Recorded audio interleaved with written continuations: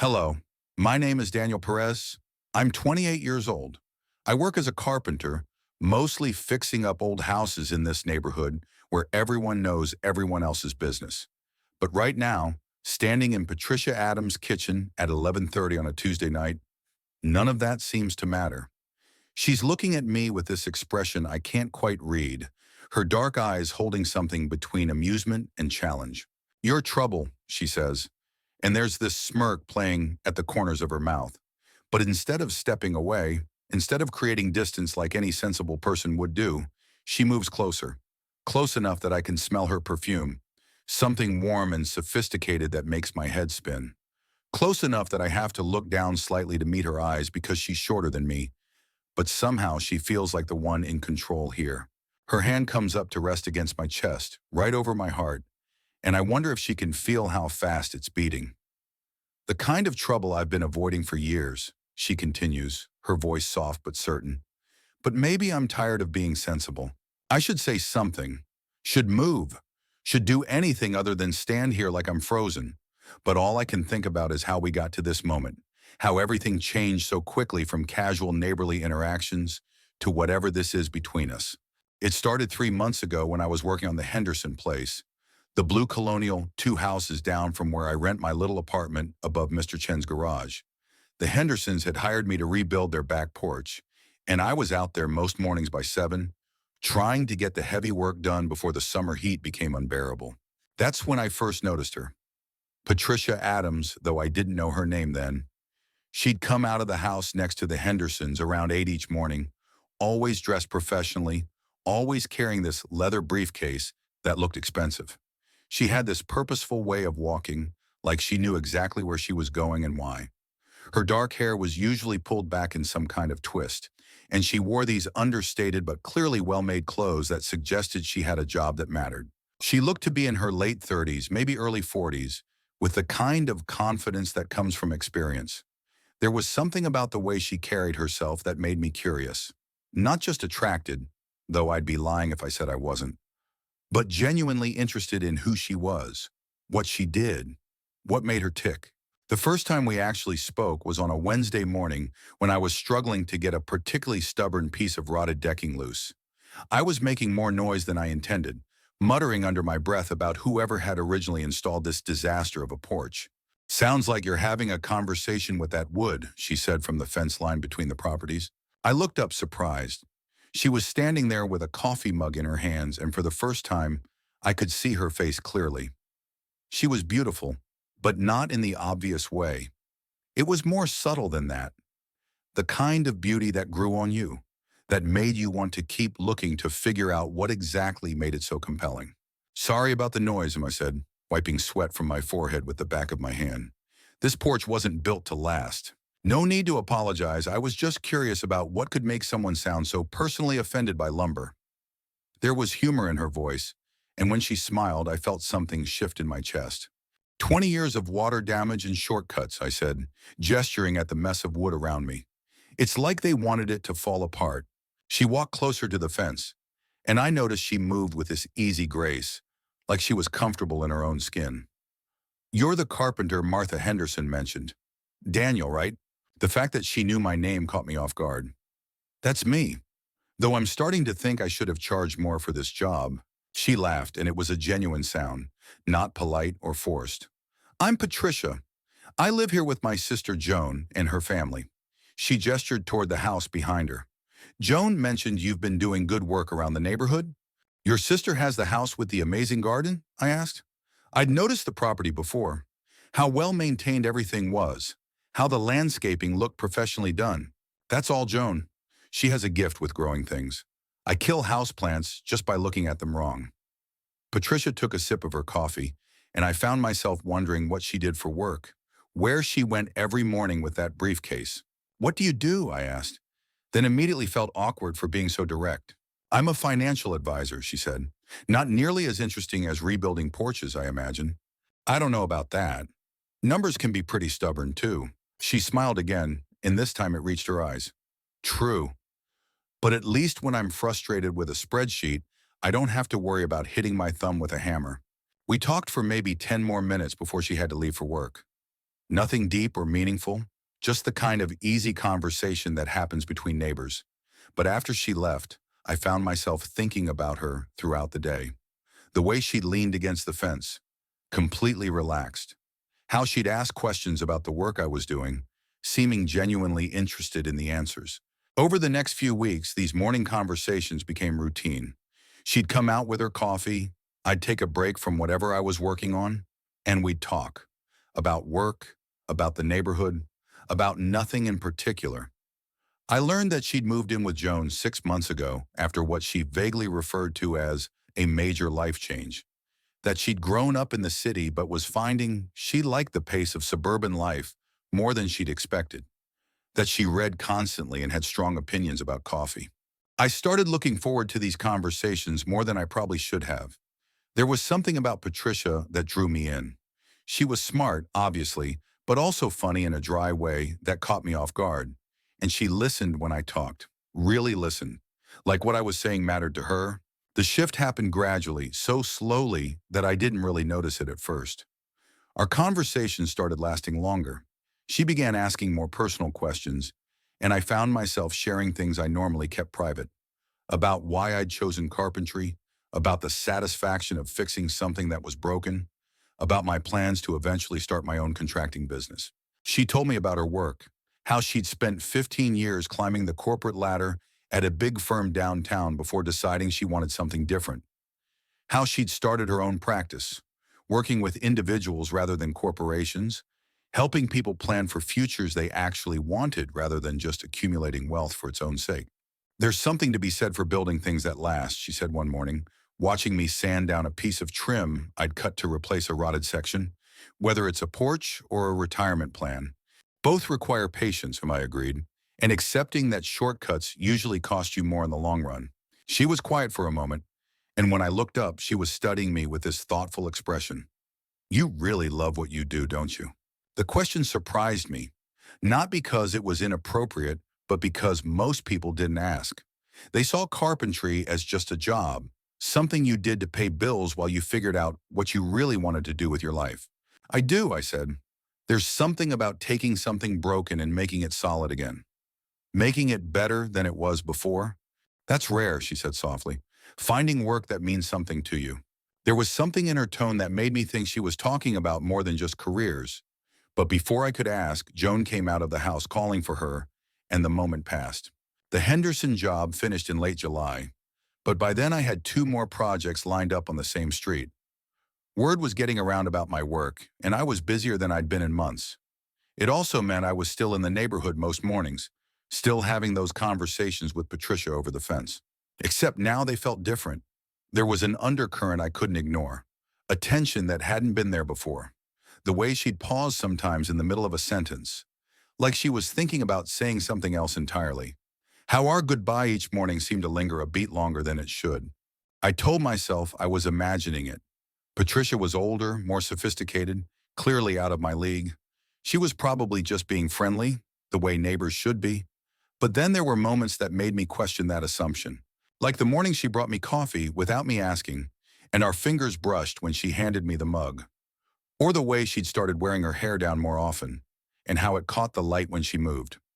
Little things that might mean nothing, or might mean everything. The turning point came in early August. I was working on a kitchen renovation for the Kellys, the house directly across from Joan and Patricia's place.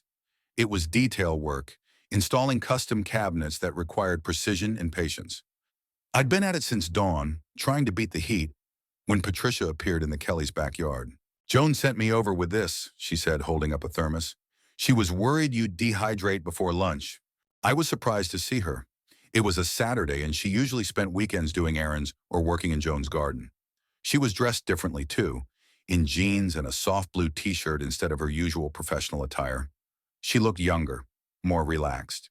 That's thoughtful of her, I said, accepting the thermos gratefully. The iced tea inside was perfect, sweet but not too sweet, with fresh mint that must have come from Joan's herb garden. Mind if I see what you're working on? She asked. Joan's been raving about your craftsmanship, and I'm curious. I led her into the kitchen, where I'd spent the morning installing the upper cabinets. It was satisfying work, the kind where you could see immediate progress, but it required constant attention to detail. One small mistake, and nothing would align properly. Patricia walked around the space slowly, running her hands along the cabinet faces, checking the alignment of doors and drawers. She clearly knew what she was looking at. "This is beautiful work," she said finally. "The grain matching is perfect." "You know about woodworking?" I asked, surprised. "My father was a furniture maker," she said. "Not professionally, but he had a workshop in our basement. I spent a lot of Saturday mornings down there with him when I was little, learning about different woods, about how joints should fit together." She opened and closed one of the drawers, testing the smoothness of the slide. He would have appreciated this level of detail. There was something wistful in her voice, and I found myself wanting to know more. "Does he still make furniture?" "He passed away 3 years ago," she said quietly. "Cancer. But being around this kind of work brings back good memories." Without thinking, I reached out and touched her arm. "I'm sorry."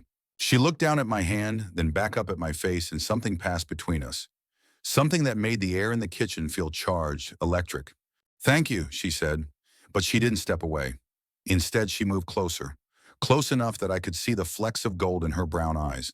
We stood there for what felt like forever, but was probably only seconds. And I found myself wondering what would happen if I leaned down and kissed her, if she'd kiss me back or pull away, if I was completely misreading the situation. The moment was broken by Joan calling Patricia's name from across the street. We stepped apart quickly, and I saw something like disappointment flash across Patricia's face before she composed herself. "I should go," she said. "Joan and I are supposed to go shopping for school supplies. She volunteers at the elementary school." "Of course," and I said, trying to sound normal despite the fact that my heart was racing. She started toward the door, then paused and turned back. "Daniel, would you like to have dinner sometime? I mean, as a thank you for all the morning coffee conversations. There's this little Italian place downtown that I think you'd like." The invitation caught me completely off guard. Not because I didn't want to have dinner with her, but because I hadn't expected her to be the one to ask. "I'd like that," I said, "a lot." Her smile was different this time, softer and more personal. "Good, I'll call you." After she left, I tried to focus on the cabinet and installation, but my mind kept drifting to the way she'd looked at me, the way she'd stood so close I could feel the warmth radiating from her skin. I kept replaying the conversation, looking for signs that I'd misunderstood, but everything pointed to the same conclusion. Patricia Adams was interested in me, and not just as a neighbor. The thought was both thrilling and terrifying. I dated before, of course, but never someone like Patricia. Someone with her education, her success, her sophistication. What could I possibly offer someone like her? But then I remembered the way she'd talked about her father's workshop, the genuine appreciation in her voice when she examined my work. Maybe we had more in common than I'd initially thought. She called that evening, and we made plans for the following Friday. Nothing fancy, she insisted, just dinner and conversation. But I spent the entire week second-guessing everything. What should I wear? What would we talk about? Was this actually a date, or was I reading too much into it? Friday came, and I met her at the restaurant she'd chosen. It was a small place, family-owned, with red checkered tablecloths and the kind of atmosphere that encouraged long conversations. Patricia was already there when I arrived, sitting at a corner table, looking elegant in a simple black dress that somehow made her even more beautiful. "You found it okay?" she asked as I sat down across from her. "GPS is a wonderful thing," I said, and she laughed. The conversation flowed as easily as it had over the fence, but with an intimacy that came from the setting, from the deliberate choice to spend time together. We talked about books, about travel, about the differences between city and suburban life. She told me about her decision to leave the corporate world, how scary but liberating it had been to start over in her late 30s. "Joan thought I was having a midlife crisis," she said, twirling pasta around her fork. Maybe I was. But sometimes a crisis is just clarity arriving at an inconvenient time. "What kind of clarity?" I asked. She was quiet for a moment, considering her answer. That I'd been living someone else's idea of success. That I'd spent so much time climbing the ladder that I'd forgotten to ask if it was leaning against the right wall. And now? Now I'm figuring out what the right wall looks like for me. She met my eyes across the table. "What about you? Did you always know you wanted to work with your hands?" I told her about growing up helping my grandfather with projects around his house. how he taught me that there was dignity in manual labor, that creating something useful with your hands was as valuable as any other kind of work. How I'd tried college for 2 years before realizing that what I really wanted was to build things, to solve problems with wood and tools and patience. My parents weren't thrilled, I admitted. They'd worked hard to give me opportunities they never had. And here I was choosing something they saw as a step backward. But you chose it anyway. Eventually, it took me a while to trust my own judgment over their expectations. She nodded like she understood exactly what I meant. That's the hardest part, isn't it? Believing that you know yourself better than other people know you. The restaurant began to empty around us, but neither of us seemed eager to leave. We ordered dessert and coffee, extending the evening as long as possible. When we finally did leave, Patricia suggested we walk around downtown for a while, and I readily agreed. The late summer evening was perfect, warm but not humid, with a breeze that carried the scent of flowers from the planters along the sidewalk. We walked slowly, in no hurry to end the night, talking about everything and nothing. I had a good time tonight, she said as we approached her car. So did I, better than good, actually. She smiled, and in the glow of the streetlight, she looked younger somehow, more carefree. Would you like to do it again sometime? Definitely. She stepped closer, and for a moment I thought she might kiss me. Instead, she reached up and straightened my collar, a gesture so intimate and unexpected that it left me breathless. I'll call you, she said, then got in her car and drove away, leaving me standing on the sidewalk wondering what exactly had just happened between us. Over the next month, we fell into a pattern. Dinner once a week, sometimes at restaurants, sometimes at Joan's house when her family was away. Long phone conversations in the evenings after I finished work. Weekend afternoons spent walking through neighborhoods, looking at houses and talking about architecture, about what made a place feel like home. The physical attraction between us was undeniable, but Patricia seemed determined to take things slowly. She'd touch my hand during dinner or lean against me when we were walking, but always pulled back before things could progress further. It was both frustrating and endearing, this careful approach she had to whatever was developing between us. I began to understand that this caution came from experience, from having been hurt before in ways she didn't talk about directly, but that I could sense in the spaces between her words. She'd mention an ex-husband occasionally, always in passing, always with a slight tightening around her eyes that suggested the marriage hadn't ended well. I'm not very good at relationship, she told me one evening as we sat on Joan's front porch, watching the sunset paint the sky in shades of orange and pink. What makes you think that? I asked. Evidence, she said with a rueful smile. A 15-year marriage that ended with both of us wondering how we'd become strangers living in the same house. That doesn't sound like it was all your fault. It wasn't, but it wasn't all his fault either.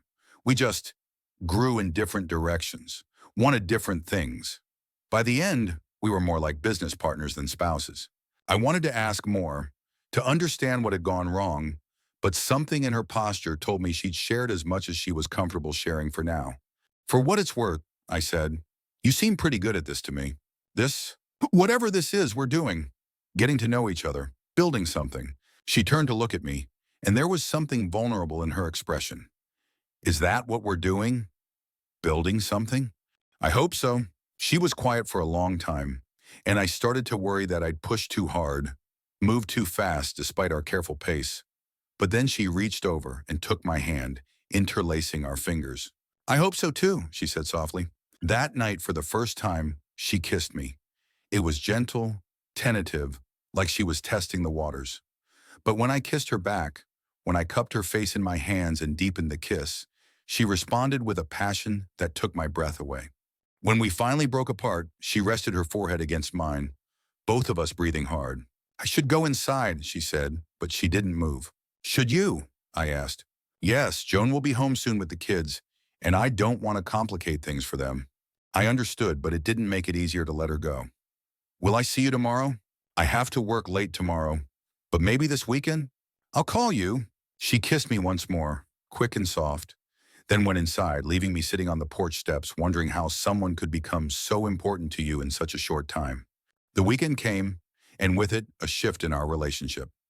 Patricia invited me to her office downtown, ostensibly to show me the space she'd created for her practice, but really, I think, to share another piece of her life with me. Her office was on the third floor of a converted warehouse, all exposed brick and large windows that flooded the space with natural light. She decorated it simply but elegantly, with plants and artwork that made it feel warm, despite the industrial architecture. "This is impressive," I said, looking around at the space she'd created. "It's mine, she said, and there was pride in her voice. "For the first time in my career, everything here is exactly the way I want it." She showed me around, explaining her philosophy of financial planning, how she tried to help people align their money decisions with their values. It was clear that she loved what she did, that this wasn't just a job for her, but a calling. "You're really good at this, aren't you?" I said, looking at the certificates and awards on her wall. "I like to think so. It's taken me a long time to figure out what I'm actually good at, as opposed to what I thought I should be good at." We had lunch at a cafe nearby, then spent the afternoon walking through the downtown area, looking at the mix of old and new buildings, talking about urban planning and gentrification, and what made a city livable. "I used to think I wanted to live downtown," Patricia said as we sat on a bench in a small park, watching people walk by. "All that energy, all those options. But now I think I prefer the quieter pace of the suburbs." "Oh, son, what changed your mind?" "Maybe I changed. Or maybe I just got tired of feeling like I had to be on all the time. There's something to be said for knowing your neighbors, for having a front porch to sit on in the evenings." "Joan's front porch is pretty perfect for that." She smiled. "It is. Though I have to admit, it's gotten even better since you started joining me there." The comment was casual, but it hit me harder than she probably intended. The idea that my presence made her happy, that I added something positive to her life, was both humbling and exhilarating. That evening, she invited me back to Joan's house for dinner. Joan and her family were visiting her in-laws for the weekend, so we had the place to ourselves. Patricia cooked, something simple but delicious, and we ate by candlelight in the dining room. "This is nice," I said, gesturing at the candles, the carefully set table. "I wanted to do something special, to thank you for being so patient with me." "Patient? I know I'm not the easiest person to get close to. I have a lot of walls, a lot of defenses. Most people give up. I'm not most people." "No," she said, looking at me with an expression I couldn't quite read. "You're not." After dinner, we moved to the living room, where Patricia put on music and poured wine. We sat on the couch, closer than we'd ever been when Joan and her family were around, and talked about everything and nothing. The wine made us both more relaxed, more open, and I found myself sharing things I rarely talked about with anyone. "Can I ask you something?" Patricia said during a lull in the conversation. "Of course. What do you want? I mean, in the long term. From life, from relationships, from all of it." The question caught me off guard, not because it was inappropriate, but because it was so direct. Patricia usually approached personal topics more obliquely, circling around them before diving in. "I want to build something that lasts," I said finally. "Whether it's a business, a relationship, a family. I want to create something solid, something that can weather whatever comes." "That's a good answer. Very you. What about you? What do you want?" She was quiet for a long time, swirling the wine in her glass, and I started to think she wasn't going to answer. "I want to stop being afraid," she said finally. "I want to trust my instincts, to believe that I'm capable of making good choices about my life, my relationships, my future. You seem pretty fearless to me. Starting your own business, moving in with Joan, taking chances. Professional risks are easier than personal ones. I can analyze market conditions and financial projections. But people, relationships, those don't come with spreadsheets. Maybe that's not such a bad thing." She looked at me, and there was something different in her expression, something more open than I'd seen before. "You make it seem simple." "What do you mean?" "Being with someone, trusting someone. You don't seem to overthink it the way I do. Maybe I should overthink it more. Maybe I'm being naive. Or maybe I'm being too cautious." She set down her wine glass and turned to face me fully. "Daniel, I need you to know something. This, whatever's happening between us, it's not casual for me. I don't do casual anymore. I can't. It's not casual for me either." "Good, because I'm starting to care about you in ways that scare me a little." Scare you how?" "Because I haven't felt this way about anyone in a very long time. Because you make me want things I thought I'd given up on." The honesty in her voice, the vulnerability, made my chest tighten with emotion. "What kind of things?" "Partnership. Real partnership. Not just two people sharing space, someone who sees me, really sees me, and still wants to be here. She reached out and touched my face, her fingers tracing the line of my jaw. You see me, don't you? I do, and I like what I see. Even though I'm older than you, even though I come with baggage and complications, especially because of those things. Patricia, you're the most interesting person I've ever met. You're smart and funny and kind, and you've built this amazing life for yourself. Why would any of that be a problem for me? She studied my face like she was looking for signs that I didn't mean what I was saying. You really mean that? I do. She leaned closer, and I could smell her perfume, could see the flecks of gold in her eyes.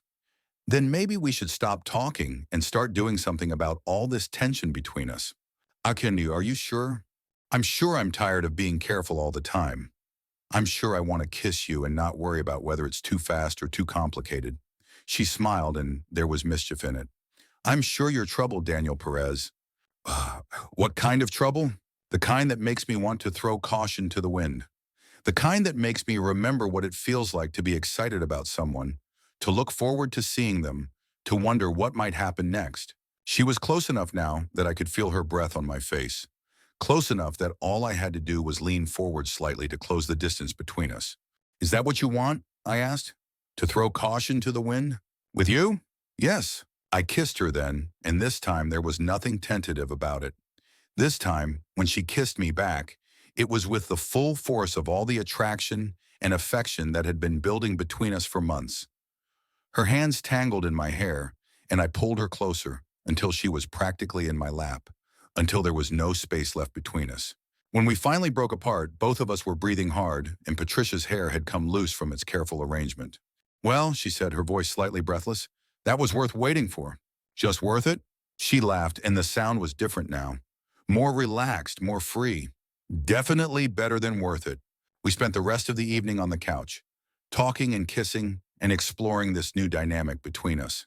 Nothing too serious, nothing too fast, but enough to know that we'd crossed a line, that whatever came next would be different from what came before. When I finally left that night, Patricia walked me to the door, and we stood there for a long time, neither of us wanting to end the evening. I'm glad Joan went away for the weekend, she said, leaning against the doorframe. So am I. Will you call me tomorrow? Try to stop me. She kissed me one more time, soft and sweet, then watched from the doorway as I walked to my truck. I could feel her eyes on me the entire time, and when I looked back before driving away, she was still there, silhouetted in the light from the hallway.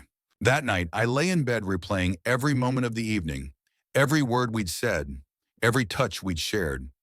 I felt like something fundamental had shifted, like I'd stepped across a threshold into something new and unknown, and full of possibility.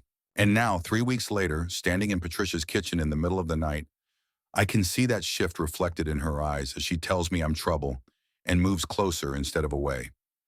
The careful distance we maintained for so long has collapsed entirely, replaced by this electric tension that makes the air between us feel charged with possibility. Maybe I like trouble, I say, my voice coming out rougher than I intended. Her smile deepens and she steps even closer until her body is almost touching mine. Do you? Because I have a feeling I'm about to cause you all kinds of trouble, Daniel Perez. I'm counting on it, I tell her.